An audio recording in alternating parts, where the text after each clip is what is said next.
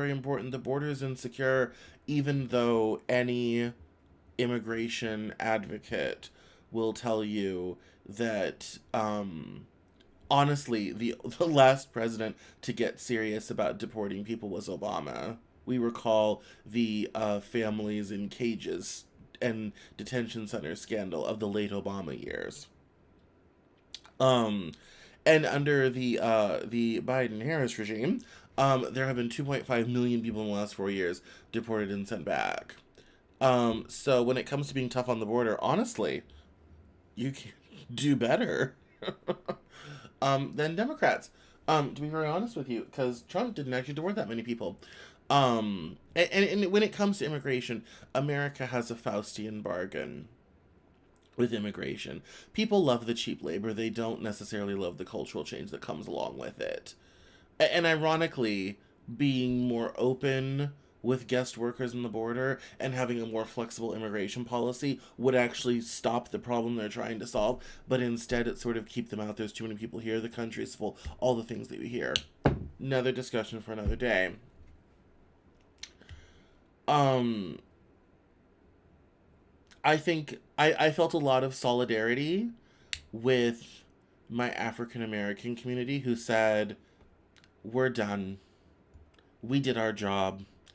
Everyone was kind of worried about Trump's, influence in the black vote. And for black men, he didn't do poorly. 15%. I mean, that is on trend with everything that happened in 2020.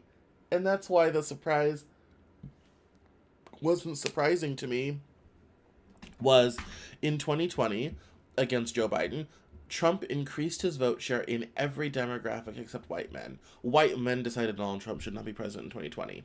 And incidentally, it is white men who put him back in power. It was a combination of white men who voted overwhelmingly for Donald Trump.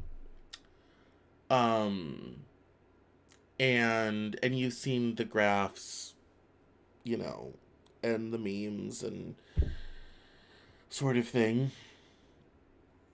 It was white men and Latino men who put Donald Trump back into power.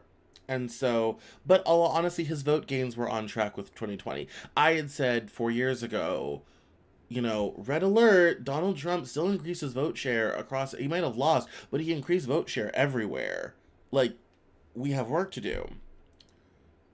I love the black community on Twitter. I love black Twitter. I love the people on TikTok, all this type of thing, because people really have kind of just been like, you know what? In despite of it all, we did our job. 88% of black women, 80% of black men. We did our job. We did what we could. Don't call us to save you when all this goes down. And we're going to focus on saving ourselves and taking care of ourselves.